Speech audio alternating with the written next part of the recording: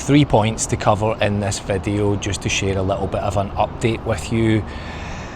I've noticed in the comments in the last couple of videos, people just asking, inquiring as to the status on a couple of big life moments really that are happening. So I wanted to share with you in this video. I always try and make these when sharing information with you that I also give closure. So in the last video, I explained to you about my dad's energy account with Scottish Power and how that's now been brought to an end.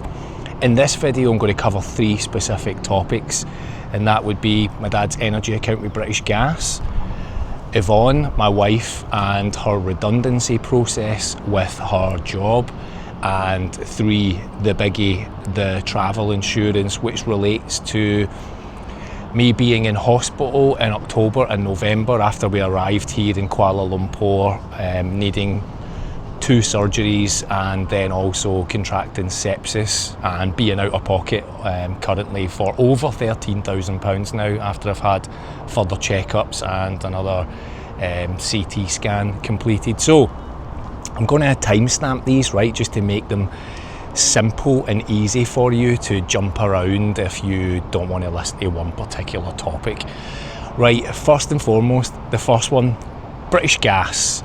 I have an open complaint right now with British Gas after closing my late dad's energy account, same as Scottish Power, paid the bill. I've received now new demands. This latest demand that I've received, even though the account shows is closed, is for 62 pence.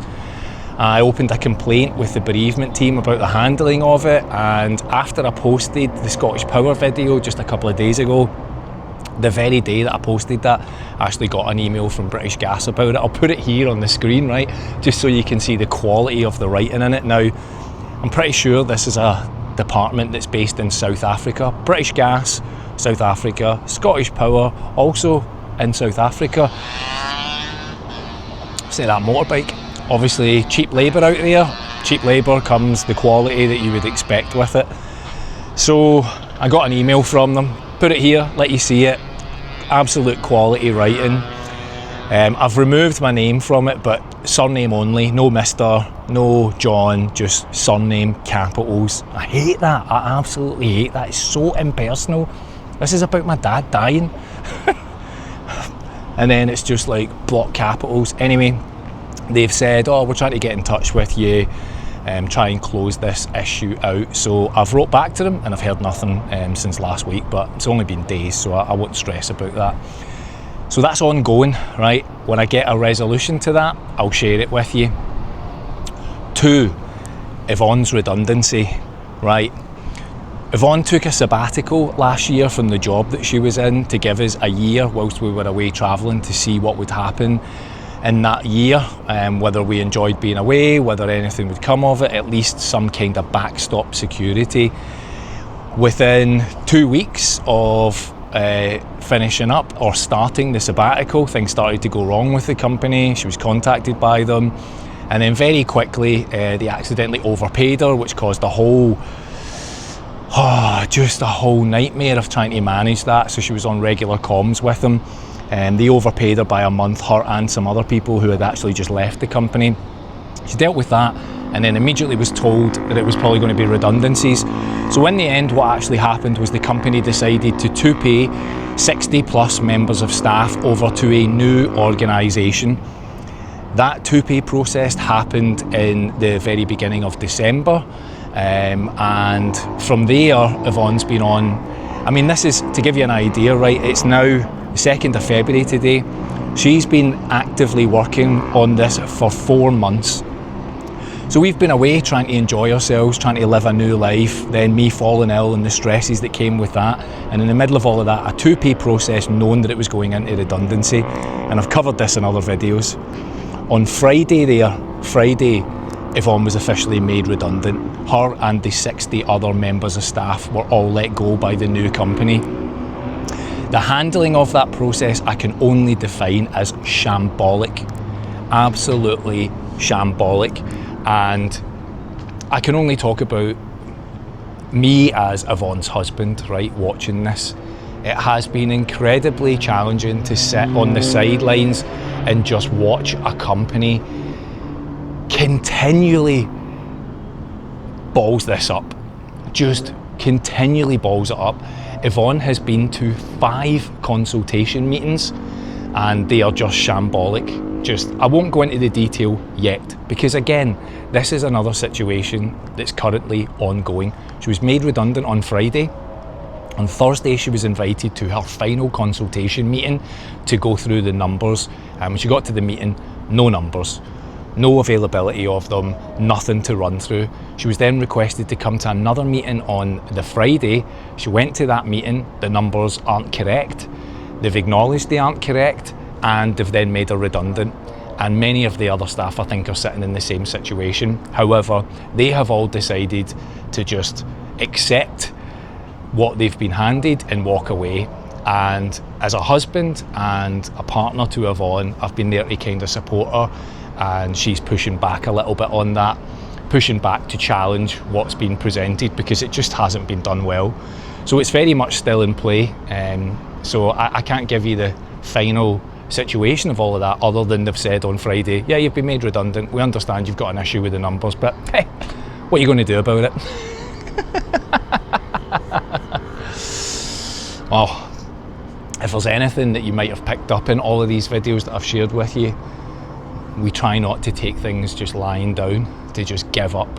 So that's still ongoing. However, it is completed that Yvonne is redundant. So I've got to say, I've watched my wife over a number of evenings crying, upset, just the handling of it, just the really poor communications, going to calls, requested to join calls, explaining time differences and on a sabbatical, going on the call only for the other people not to join the call is super disrespectful, especially when she's on an unpaid, approved sabbatical with just zero respect for that process. But, you know, you're in a redundancy process, so you've got to make yourself available, you've got to take part, you've got to be seen to be putting the effort in.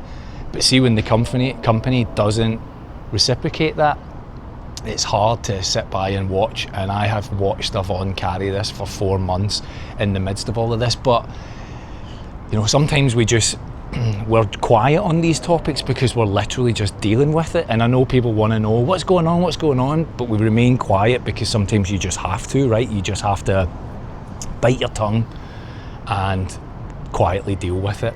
So that's still ongoing, and as soon as we feel like it's completed, I'll let you know how it all finally went. And lastly, the insurance, right?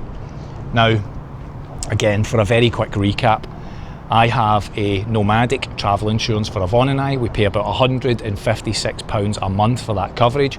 We left the UK, I bought it in the UK, and I bought it in advance of departing, and I disclosed everything that was going on with me ahead of taking out that insurance.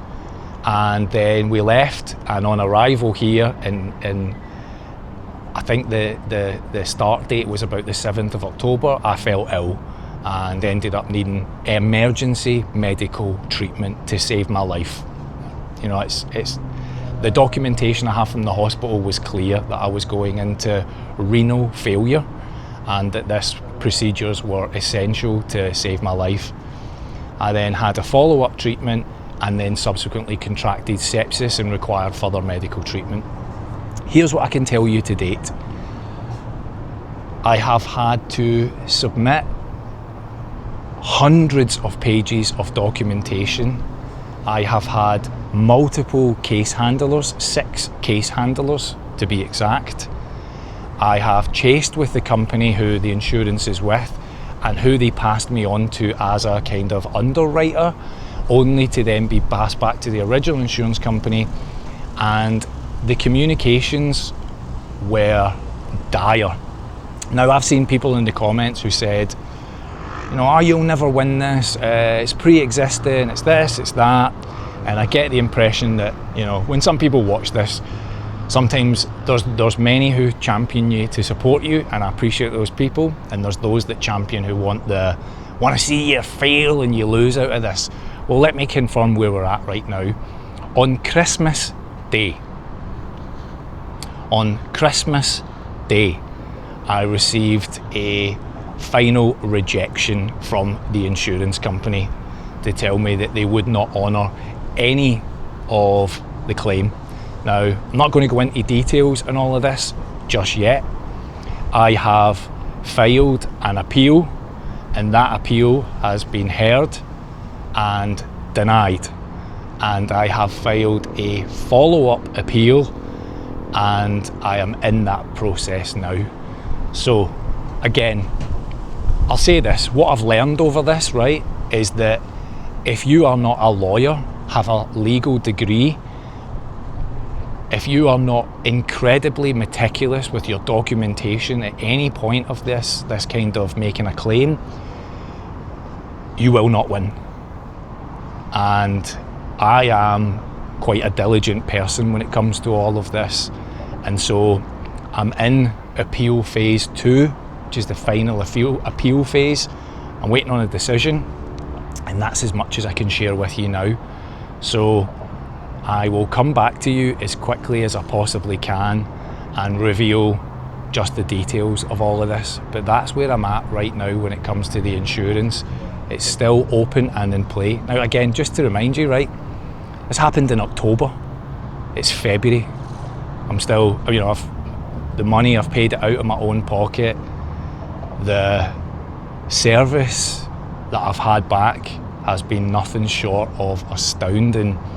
And I've documented it all, and when I get to the point that I get that final decision, I will factually and as a clear walkthrough on time will explain to you what this claim has been like. So to those who said you'll never win, so far you're right. To those who think you should always challenge these things, thank you for the support. I appreciate it. I still go and all of that now. And last thing, God, I'm feeling so under the weather. Like, my face is filled with a cold. We're here in Kuala Lumpur, and the channel Retire and Go was having a meet-up on Saturday night in a jazz bar, and Yvonne and I desperately wanted to go. Now, there's a huge religious festival on here for a few days. The Batu Caves have been insane. Like 20,000 people waiting 10 hours to get to the cave, get to the statue, and just wild at the footage that I've seen online. I'll try and put some of it here and let you see it.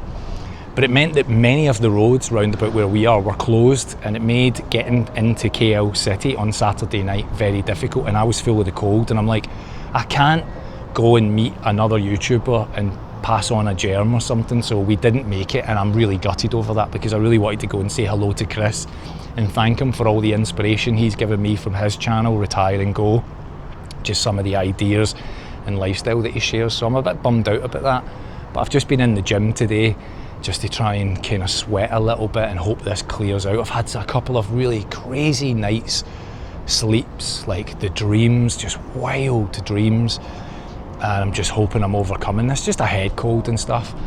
But apart from that, that's it. So Yvonne now is kind of in this final phase with the job situation.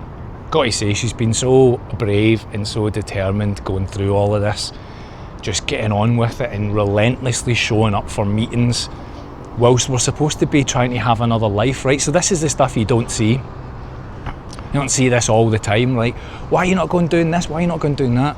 Yvonne's sitting there joining call, like, see when there's a call and it's scheduled at like 6 o'clock at night, right? Because that's their what would that be, like 10 o'clock in the morning, right? Because they're also dealing with 60 other people. It just ruins your whole day. Like, how can you go out and have a nice lunch and go to a park and all that when you're carrying the mental rent of 1, 2, 3, 4, 5 heavy consultation meetings? When you go to it, you're all psyched up expecting something, and then you get there and they don't show up, or they don't come with the information that you've been promised. A 30-day consultation process, which is beyond the 30 days, still doesn't have the numbers. So if you're going through redundancy, if people that I know that are still going through all of that, just keep the faith, keep the head, don't lose the head. It's so tempting to just go berserk at these things and call them what they really are, which is just such poorly handled. But that's it. Right now, see, in the next video that I make, Every month I try and pick a person who's just been engaged in the comments and has just been really supportive of this channel, and I pick and I buy you some dinner or buy you some shopping or something. That will be in the next video, which will be posted on Wednesday. Thanks everybody for watching this. See you in the next one. All the best.